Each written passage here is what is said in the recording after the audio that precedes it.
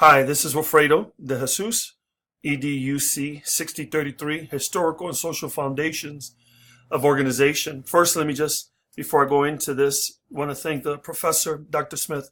Thank you for your time and your leadership during this class the last 12 weeks. The philosophy of teaching and learning final. A couple things I want to highlight. How and why will you continue to grow and learn from the past? Learning to appreciate and understand the complexity of historical events and people and its teaching is important so that we could not only learn from our past, but we can have a context to comprehend why certain things have developed and evolved in our time and in our society. It should also serve as an inspiration. We use our past to make improvement, to make adjustments, to recalibrate, to reflect on both successes and losses and challenges to help us move forward personally and professionally. Another thing that helped me grow and to learn from the past is out of his book, Ortberg's book, Who is This Man? We reflect on the incredible life and transforming impact that Jesus had on history and the human condition. Another thing that highlights out of that book is that we as a follower of Jesus Christ requires us to stand for the least of these, and that we should be able to spread the gospel of Jesus Christ. One of the other stuff that I learned about the past is out of the book of David Burton, 4 Centuries of American Education. Boy, was this an eye-opener to know how low our educational system has come, especially in teaching our children how to embrace more values and standard. I am inspired by the fact that the church, during the time of the Reformation, was engaged in the educational aspect.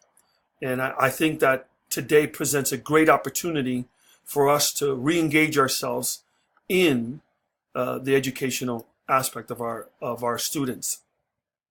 Key things from my study of the past that I want to impart to those within my organization. First, we need to continue to be a voice in the wilderness. We need to be a prophetic voice.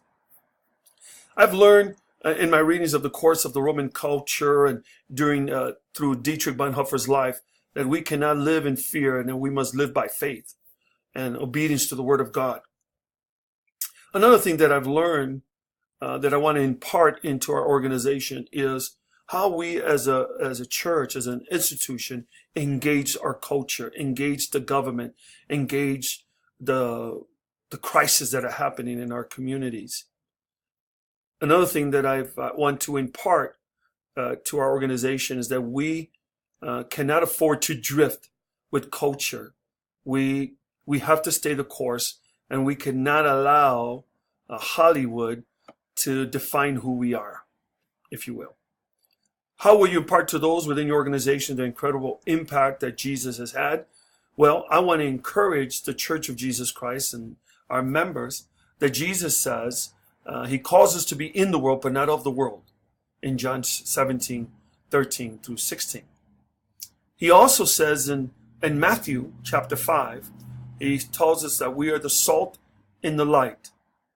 And one of the things I want to be able to impart upon our people is we have the greatest institution on the planet, which is the church, and that we are called to be the salt and the light. And when Jesus says that in Matthew chapter 5, that was not a compliment. It was a responsibility that we must bear. Now, knowing this identity, knowing this perspective, we interact with people with the truth and grace of Jesus Christ. In our engagement with people, we follow the example of Jesus Christ. In our engagement with people, we must move towards the marginalized. We must move towards those who are less fortunate than we are. As Jesus moved towards the lepers, if Jesus moved towards the woman at the well, as Jesus, the adulterous woman, he wept with those that lost loved ones. So these are things that we must do as a church. And I want to encourage our organization to have an incredible impact in our society by engaging and becoming the salt in the light of the world. And then also to stand against injustice. when we see injustice and boldly face. Jesus did that. He stood against injustice and he boldly faced the religious leaders of his time. And that's no different than we are today. So I hope this has helped you. Thank you for this class, the things that I've learned.